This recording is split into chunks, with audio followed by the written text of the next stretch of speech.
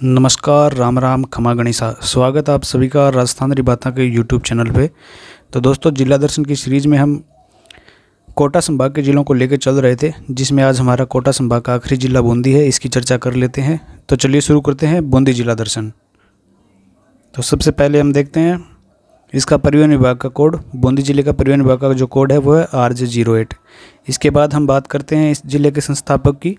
तो बूंदी जिले की स्थापना राव देवा या जिन्हें आप देवा हाड़ा के नाम से भी जानते हैं, इनके द्वारा की गई थी 1242 ईस्वी में।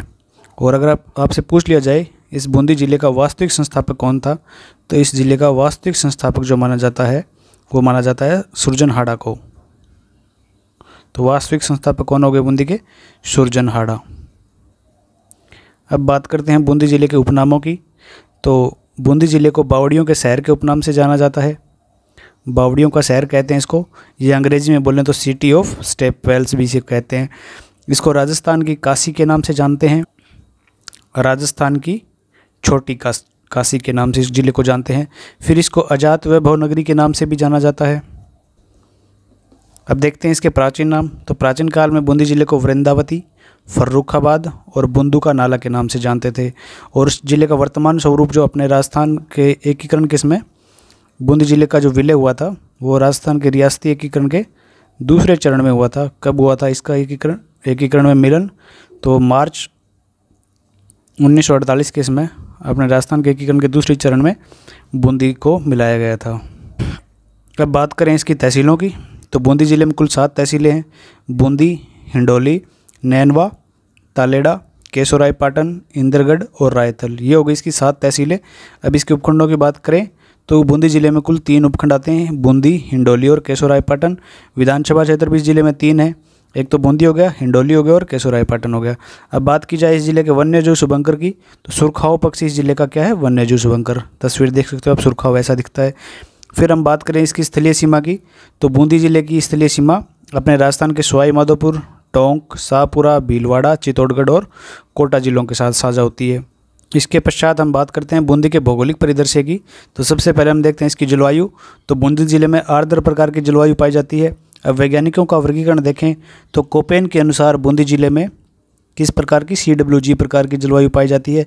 इसके पश्चात हम देखते हैं थोरनवेट का वर्गीकरण। तो थोरनवेट के अनुसार यहाँ पे DA-W प्रकार की जलवायु पाई जाती है। तो DA-W प्रकार की जलवायु कहाँ पे पाई जाती है? बूंदी में, थोरनवेट के अनुसार। फिर देखते हैं हम त्रिवार्था का जलवायु वर्गीकरण। तो त्रिवार्था के अनुसार यहाँ पे CA-W प्रकार की जलवायु पाई जाती है त्रिवार्था के अनुसार। तो ये हो गया अपने वैज्ञानिकों के वर्गीकरण। अब देखते हैं इसमें कृषि। तो हल्दी और धान के उत्पादन में वर्तमान में बूंदी अपना राजस्थान में अग्रणी स्थान रखने वाला जिला बन गया है। और गन्ना उत्पादन में बूंदी राज्य का अग्रणी जिला माना जाता है। तो अपने हल्दी व धान और गन्ना उत्पादन में बूंदी अपना राजस्थान में प्रथम स्थान रखता है। फिर इस जिले में मिट्टी की बात की जाए तो काली मध्यम या फिर काली रेगुर प्रकार की मिट्टी बूंदी में पाई जाती है। वैज्ञानिकों का वर्गीकरण माने तो यहाँ पे वर्टी सॉइल प्रकार की मृदा पाई जाती है। फिर नदियाँ देखी जाए बूंदी में, तो बूंदी में चंबल नदी, मांगली, मेज और चाकण नदियों का भाव क्षेत्र मिलता है। और यहाँ पे एक भीमलत जलप्रपात है, वो कौन सी नदी पर है? मांगली नदी पर। तो ये इंपॉर्टेंट है, भीमलत जलप्रपात कौन सी नदी पे बना हुआ है? मांगली नदी पे बना हुआ है। फिर चंबल के पाट या तल की सर्वाधिक गहराई और सर्वाधिक चौड़ाई कौन से स्थान पर है? केशोरायपाटन, बूंदी में। फिर यहाँ पे झीलों की बात करें तो बूंदी में कनक सागर झील है, दुगारी झील है, नवल सागर झील भी है, यहाँ पे नवलखा झील भी है, जैत सागर झील है और एक फूलरानी की झील है। तो ये 6 झीलें हो गई, कनक सागर, दुगारी, नवल सागर, नवलखा, जैत सागर और फूलरानी की झील। और इस जैत सागर झील के किनारे क्या बनाया गया है? सुख महल का निर्माण करवाया गया है। सुख महल का निर्माण कौन सी झील के किनारे करवाया गया है? जैत सागर झील के किनारे। इसका निर्माण करवाया गया था राजा विष्णु सिंह के द्वारा। और ऐसा माना जाता है कि रुडयार्ड किपलिंग के द्वारा लेखन का कार्य भी है, वो भी इस झील के किनारे किया गया था। रुडयार्ड किपलिंग का अपने बूंदी के तारागढ़ दुर्ग के बारे में कथन मिलता है ना, कि इसका निर्माण ऐसा लगता है कि भूत प्रेतों द्वारा करवाया गया है। तो ये बात भी उन्होंने यहाँ बैठ के लिखी थी। इसके बाद हम बात करते हैं बूंदी में बांध परियोजना की। तो एक वर्धा बांध, गुड्डा बांध, जिग जैक बांध और जैत सागर बांध, ये तो बांध हो गए। फिर पबेलपुर सिंचाई परियोजना, गरदड़ा सिंचाई परियोजना, चाकण सिंचाई परियोजना, ये सारी परियोजनाएं कहाँ पे है? बूंदी में। और इसमें अपने इस वर्धा बांध को हाड़ौती का गोवा कहा जाता है। तो वर्धा बांध को क्या कहा जाता है? हाड़ौती का गोवा। अब बात कर लेते हैं बूंदी में खनिज संसाधनों की। तो बूंदी का बारोदिया क्षेत्र सिलिका रेत का उत्पादन करने वाला क्षेत्र है और हिंडोली में यूरेनियम के भंडार प्राप्त हुए हैं। इसके बाद उद्योग धंधों की बात करें तो राजस्थान में प्रथम सीमेंट का कारखाना 1915 में क्लीन निक्सन कंपनी द्वारा लाखेरी में एसीसी कारखाने के नाम से स्थापित किया गया था। 1917 में इस कारखाने से सीमेंट का उत्पादन कार्य प्रारंभ किया गया था, यानी 1915 में स्थापना की गई और कार्य शुरू हुआ 1917 में। तो ये इंपॉर्टेंट फैक्ट हो जाता है कि राजस्थान में प्रथम सीमेंट कारखाना कहाँ पे स्थापित किया गया? बूंदी में किया गया। किसके द्वारा? क्लीन निक्सन कंपनी के द्वारा लाखेरी बूंदी में किया गया और एसीसी कारखाने के नाम से इसका उद्घाटन किया गया था। 1917 से इसका एक उत्पादन कार्य शुरू किया गया और 1965 में केशवराय पाटन में सहकारी क्षेत्र की सबसे बड़ी शुगर मिल की स्थापना की गई थी। तो 1965 में सहकारी क्षेत्र की सबसे बड़ी शुगर मिल की स्थापना कहाँ की गई? केशवराय पाटन बूंदी में। फिर बात करते हैं 1932 में मेवाड़ शुगर मिल के नाम से राजस्थान की प्रथम मिल कहाँ पे स्थापित की गई थी? हमने चित्तौड़गढ़ में पढ़ा था, भोपाल सागर चित्तौड़गढ़ में राजस्थान की प्रथम शुगर मिल की स्थापना की गई थी, द मेवाड़ शुगर मिल के नाम से। फिर बात करते हैं बूंदी में वन्य जीव क्षेत्र की। तो रामगढ़ विषधारी अभयारण्य बूंदी में है और ये कब स्थापित किया गया? 1982 में इसकी स्थापना की गई थी। 5 जुलाई 2021 को राज्य की चौथी बाघ परियोजना में इसको शामिल किया गया था। और क्षेत्रफल की दृष्टि से सबसे छोटा खेत निषिद्ध क्षेत्र कनक सागर कहाँ पे है? बूंदी में। तो सबसे राज्य का सबसे छोटा खेत निषिद्ध क्षेत्र कहाँ पे है? बूंदी में। कहाँ पे? कनक सागर बूंदी में। अब इसके बाद बूंदी में अरावली को किस नाम से जाना जाता है? आडा हुल्ला के नाम से जाना जाता है। फिर प्रमुख दर्रे और नाल है बूंदी में। एक तो लाखेरी दर्रा है, एक खटखट दर्रा, रामगढ़ दर्रा और चेतावास दर्रा। ये 4 दर्रे बूंदी में स्थित हैं। अब इसके कला संस्कृति और ऐतिहासिक परिदृश्य की भी बात कर लेते हैं। तो बूंदी जिले को बावड़ियों का शहर कहा जाता है, ये तो हमने पढ़ लिया है। अब देखिए आप बूंदी में कितनी बावड़ियाँ हैं। एक तो धाबाई की बावड़ी, एक गुलाब की बावड़ी, फिर यहाँ पे रानी जी की बावड़ी जो कि सबसे मुख्य बावड़ी मानी जाती है। फिर भिस्तियों की बावड़ी है यहाँ पे, चंपा बाग की बावड़ी भी है, साधुनाथ की बावड़ी यहाँ पे, मेघनाथ की बावड़ी है, कान्हा जी की बावड़ी है, दमड़ा बावड़ी है, व्यास बावड़ी है, मनोहर बावड़ी है, डकरा बावड़ी है। फिर मानसासी बावड़ी, चैनराय के करिल्ले की बावड़ी, नाथ की बावड़ी, श्याम बावड़ी, अनारकली बावड़ी, भौलदी बावड़ी, सामरिया की बावड़ी, दीवान की बावड़ी, मोचियों की बावड़ी, पठान की बावड़ी, नाहर घूस की बावड़ी, माताजी की बावड़ी, दावा की बावड़ी, बालचंद पांडा की बावड़ी, अजबगढ़ की बावड़ी, भानगढ़ बावड़ी, बड़गांव बावड़ी, सीला तथा पन्ना मीना की बावड़ी। ये सारी बावड़ियाँ कहाँ पे है? बूंदी में। जिनमें से प्रमुख बावड़ी कौन सी है? रानी जी की बावड़ी। हाँ, तो रानी जी की बावड़ी का काफ़ी बार क्वेश्चन पूछा जा चुका है, बूंदी में स्थित है और इसको बावड़ियों का सिरमौर कहा जाता है। तो इसका निर्माण किसके द्वारा करवाया गया था?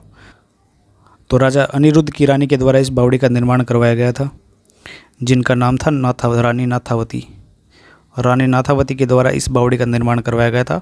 आप ये तस्वीर देख सकते हो इस बावड़ी की, ये राजा अनिरुद्ध की पत्नी थी। और इस बावड़ी पर 19 दिसंबर 2017 को डाक टिकट जारी किया गया है। फिर एक यहाँ पे खास है दाबाई कुंड, विपरीत पिरामिड की आकृति में ये दाबाई कुंड बना हुआ है। इस कुंड को जेल कुंड भी कहते हैं और इस कुंड के अंदर बनी हुई कलात्मक उत्कीर्ण सीढ़ियाँ इसका मुख्य आकर्षण का केंद्र है। तो ये आप देख सकते हो तस्वीर में किस प्रकार से कलात्मकता से सीढ़ियाँ बनाई गई है। पिरामिड की आकृति की ऐसे त्रिभुज की शेप किसी होती है, इस प्रकार से पिरामिड की आकृति होती है, लेकिन ये इसको उल्टा कर दिया गया, यानी त्रिभुज को अगर पिरामिड को उल्टा कर दें तो इस आकृति की ये बावड़ियाँ बनी हुई है। देख सकते हो आप ये किस आकृति में बनी हुई हैं। तो यह है दाबाई कुंड। इसके बाद हम बात करते हैं इंद्रगढ़ दुर्ग बूंदी में। इस दुर्ग का निर्माण महाराजा जैत सिंह ने करवाया था। यह दुर्ग चंबल नदी के किनारे बना हुआ है और ये इस दुर्ग पर भारतीय और मुगल शैली का प्रभाव देखने को मिलता है। प्रमुख पर्यटक स्थल राव माधव सिंह संग्रहालय यहाँ पे और एक गुलाब महल है। इस दुर्ग में माँ काली और कमलेश्वर माता का मंदिर स्थित है। फिर इसके बाद 84 खंभों की छतरी बनी हुई है बूंदी में, ये भी काफ़ी बार पूछा जा चुका है। 1683 ईस्वी में राजा अनिरुद्ध ने अपनी पत्नी दाबाई की याद में इस छतरी का निर्माण करवाया था और ये भगवान शिव को समर्पित छतरी है। फिर यहाँ पे घास फूस की छतरी भी बनी हुई है। इसके बाद काफ़ी बार पूछा जा चुका है केसर बाग की छतरियाँ, तो बूंदी में बनी हुई है। ये 66 छतरियाँ स्थित हैं। इनमें से प्राचीन छतरी महाराजा कुमार दूधा की है और सबसे नवीन छतरी की बात की जाए तो राजा विष्णु की छतरी है। फिर केशवराय पाटन, ये भगवान परशुराम की तपोस्थली मानी जाती है। इसका प्राचीन नाम जम्बुकेश्वर द्वीप था। इसके अलावा इसके प्राचीन नाम जैसे कि पाटन भी देखने को मिलता है, एक इसका नाम आरम पाटन नाम देखने को मिलता है, और इसका एक नाम रंतिदेव पाटन भी देखने को मिलता है। तो ये इसके प्राचीन नाम देखे जाते हैं। फिर यहाँ पे प्रतिवर्ष कार्तिक पूर्णिमा को मेला लगता है तथा इस मेले को हाड़ौती का पुष्कर या कुंभ कहा जाता है। तो केशवराय पाटन में कार्तिक पूर्णिमा पे जो मेला लगता है इसको हाड़ौती का कुंभ या पुष्कर भी कहा जाता है। तो ये इंपॉर्टेंट फैक्ट बन जाता है एक। इसके बाद पर्यटन विभाग के द्वारा प्रतिवर्ष बूंदी महोत्सव का आयोजन करवाया जाता है 24 जून को। 24 जून को बूंदी महोत्सव आयोजित होता है। फिर कजली तीज प्रसिद्ध है बूंदी की। ये बूंदी का जो प्रसिद्ध त्यौहार है भाद्रपद कृष्ण तृतीया के दिन मनाया जाता है। इस तीज को बूढ़ी तीज या सातुड़ी तीज के उपनाम से भी जाना जाता है। कजली तीज पर किस वृक्ष की? नीम के वृक्ष की पूजा की जाती है। तो कजली तीज कहाँ की प्रसिद्ध होगी? बूंदी की। फिर बूंदी में है सधुर माता जी व इंद्रगढ़ माता जी। बूंदी में प्रसिद्ध लोक देवी के रूप में इनको पूजा जाता है और बीजासन पहाड़ी पर इनका मंदिर बना हुआ है, इसलिए इनको बीजासन माता भी कहते हैं। फिर बूंदी चित्र शैली की बात कर लेते हैं। तो इस शैली का सर्वाधिक विकास राव सुरजन सिंह के समय हुआ था। उमेद सिंह के शासनकाल में चित्रशाला रंगीन चित्र बूंदी का श्रेष्ठ उदाहरण देखा जाता है। ये चित्रशाला के जो महल हैं ये अपने तारागढ़ दुर्ग बूंदी में बने हुए हैं। आगे बढ़ेंगे हम। इस शैली में हरे रंग की प्रधानता अधिक है और इस शैली में ईरानी, मराठी और मेवाड़ शैली से भी प्रभावित देखने को मिलता है। रागमाला व भैरव राग ने इस शैली में लगभग 1625 ईस्वी के चित्र हैं। और बूंदी के चित्रों में कृष्ण लीला, रामलीला, 12 मासा शिकार, दरबार, तीज त्यौहार, हाथियों की लड़ाई, घुड़दौड़, पशु पक्षी, फल फूल, वृक्ष आदि का चित्रण किया गया है। और इस शैली के प्रमुख चित्रकार पूछ ली जाएँ तो अहमद अली, रामलाल, श्री किशन, साधु राम और सुरजन सिंह इस शैली के प्रमुख चित्रकार माने जाते हैं। इस शैली में प्रमुख पशु हिरण, शेर तथा बतख का चित्र चित्रित किया गया है। नाचते हुए मोर का चित्र इस शैली की प्रमुख पहचान है, जिसका कि उल्लेख हमें चित्रशाला में देखने को मिलता है। इस शैली की प्रमुख विशेषता पशु पक्षियों का चित्रण ही है। और चित्रशाला में भी आप देखोगे, अगर आपको बूंदी जाने का अवसर मिले तो चित्रशाला में एक बार देख के आना। यहाँ पे भी नाचते हुए मोर का और पशु पक्षियों का चित्रण अधिक किया गया है। इसके बाद कुछ महत्वपूर्ण तथ्य जो बच जाते हैं। नमाण व सिसोला बूंदी में प्रसिद्ध पुरातात्विक स्थल हैं। और सती प्रथा, सर्वप्रथम सती प्रथा पर रोक लगाने वाली रियासत कौन सी थी? बूंदी। 1822 में सर्वप्रथम सती प्रथा पर रोक लगाई गई थी बूंदी में, और ये कार्य किया गया था महाराजा राम सिंह द्वितीय के समय। फिर भारत में 1829 में राजा राम मोहन राय के प्रयासों से गवर्नर विलियम बेंटिंग ने सती प्रथा पर रोक लगाने का सर्वप्रथम कानून बनाया था। तो सर्वप्रथम कानून कब बनाया गया? 1829 में। लेकिन राजस्थान में सर्वप्रथम बूंदी रियासत में रोक लगाएगी 1822 ईस्वी में। इसके बाद डाबी हत्याकांड 2 अप्रैल 1923 को डाबी में नैनू राम शर्मा की अध्यक्षता में किसानों की सभा का शांतिपूर्ण आयोजन किया जा रहा था, और इस सभा पर पुलिस अधीक्षक इकराम हुसैन ने गोलियां चलवाई। इसमें नानक जी भील और देवीलाल गुज्जर शहीद हो गए थे। और राजस्थान में स्वतंत्रता सेनानी माणिक्यलाल वर्मा ने उस समय नानक जी भील की याद में एक अर्जी नामक गीत गाया था। फिर सूर्य मिल मिश्रण का भी संबंध कहाँ से है? बूंदी से है। इनको राजस्थान का वेद व्यास कहा जाता है। राजस्थान का वेद व्यास इनको कहा जाता है। राजस्थान राज्य के कवि सूर्य मिल मिश्रण का जन्म बूंदी के हरना गांव में हुआ था। ये महाराव राम सिंह सेकंड के दरबारी कवि थे। इनकी प्रमुख रचना पूछ ली जाए तो वंश भास्कर, वीर सतसई, सती रासो, बलवद विलास, छंदमयुख और राम रंजाट है। ये देख सकते हो कवि सूर्य मिल मिश्रण। इनके ऊपर बाद में डाक टिकट भी जारी किया गया है। अब जो दुर्ग, हम तारागढ़ दुर्ग बूंदी की बात करना भूल गए थे बीच में। तो ये राजपूत शैली में 1354 ईस्वी में निर्मित किला है। सबसे प्रभावशाली संरचना है और यह किला ऊंची पहाड़ी पर बना हुआ है। इसकी सुंदरता का अनुमान इसके अंदर बने देवालय, स्तंभ, शीर्ष मंडपों और छतरियों से लगाया जा सकता है। हाथी व कमल के रूप में सजी वक्राकार छत से इसकी सुंदरता को आंका जा सकता है। फिर अब कुछ बात कर लेते हैं इसमें क्या क्या बना हुआ है। तो इसका निर्माण, सबसे पहले हम बात करते हैं इसका निर्माण किसने करवाया था। तो बरसिंह हाड़ा के द्वारा इसका निर्माण करवाया गया था। बरसिंह हाड़ा द्वारा इस किले का निर्माण करवाया गया था। इसकी आकृति कैसी है? तो आप देख सकते हो इसकी आकृति तारेनुमा है, इसलिए इसका नाम तारागढ़ पड़ा है। और इसको राजस्थान का डरावना किला कहा जाता है। इसको डरावना किला कहा जाता है। डरावना किला की संज्ञा दी गई है। और इसको एक और कहा जाता है सुरंगों का किला भी कहा जाता है। सुरंगों का किला भी कौन सा है? तारागढ़ बूंदी का किला। इसके बाद रुडयार्ड किपलिंग की बात हम कर रहे थे, तो रुडयार्ड किपलिंग ने इसके बारे में क्या कहा है कि ऐसा लगता है इस किले का निर्माण भूत प्रेतों द्वारा करवाया गया है। ऐसा लगता है कि इस किले का निर्माण भूत प्रेतों द्वारा करवाया गया है।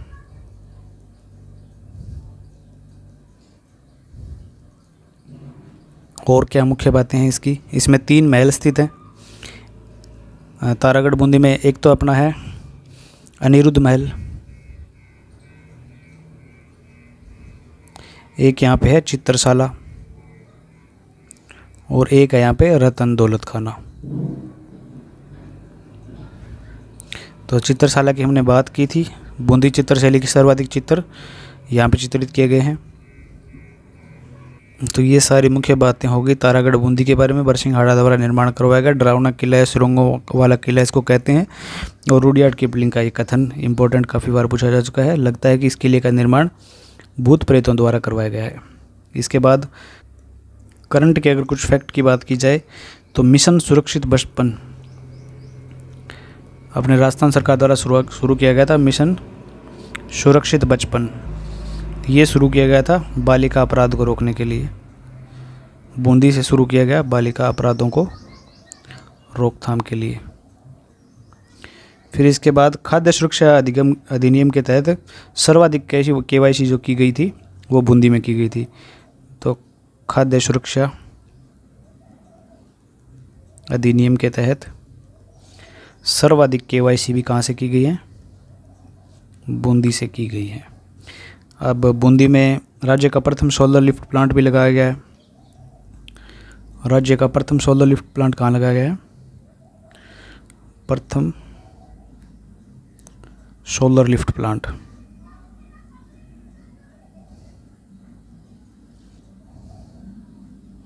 वो भी कहाँ पे लगाया गया? बूंदी में। कौन सी नदी के किनारे लगाया गया? तो ये मेज नदी पर लगाया गया। इसके बाद अस्तौली एक स्थान है बूंदी में। यहाँ पे अपने पाषाण युगीन पत्थरों के अवशेष मिले हैं। पाषाण युगीन पत्थरों के अवशेष यहाँ से मिले हैं। और क्या बात रह गई? एक यहाँ पे माइक्रो सिंचाई परियोजना भी शुरू की गई थी, बरवास माइक्रो सिंचाई परियोजना।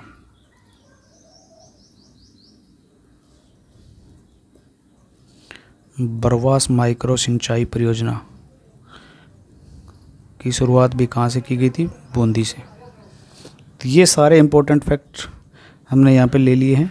एक यहाँ से किशनलाल सैनी का संबंध भी आता है बूंदी से। किशनलाल सैनी जिनको किस नाम से जानते हैं हम? रेल वाले बाबा के नाम से जाना जाता है। रेल वाले बाबा किशनलाल सैनी का संबंध भी कहाँ से है? बूंदी से। तो ये अपना बूंदी जिला हो गया। सारे इंपॉर्टेंट फैक्ट हमने बूंदी के कवर कर लिए। इसके साथ ही अपना हाड़ौती संभाग भी कंप्लीट हो जाता है, कोटा संभाग के ज़िले जिसमें आते हैं। तो आशा करता हूँ कि आपको ये वीडियो पसंद आए। अगर अच्छी लगे तो इसको लाइक करना, कमेंट करके कोई सुधार चाहते हैं वो भी बताना, और चैनल सब्सक्राइब नहीं किया तो अभी तक कर लेना, क्योंकि पूरा जिला दर्शन आपको यहाँ पे करवाया जाएगा और भी जीके के इंपॉर्टेंट क्लासेस आपको मिलती रहेगी। तो वीडियो के अंत तक बने रहने के लिए आपका बहुत बहुत धन्यवाद। मिलते हैं अपने अगली क्लास में अपने अगले संभाग भरतपुर के ज़िलों के साथ। तब तक के लिए जय राजस्थान।